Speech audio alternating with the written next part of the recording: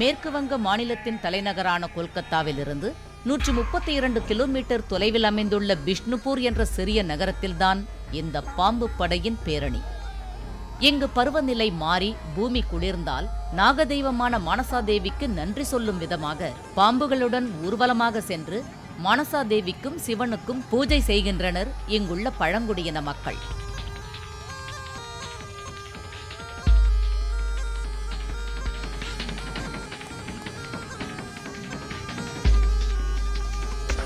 சிவன் மற்றும் சாண்டி தேவியின் மகளாக நாகதேவதை மானசாதேவியை கருதும் இம்மக்கள் பூஜையினால் மானசாதேவியின் அருள் கிடைக்கும் என்றும் ஆண்டு முழுவதும் நல்ல உடல் நலத்துடன் வாழலாம் என்பதும் இவர்களின் நம்பிக்கையாக இருக்கிறது.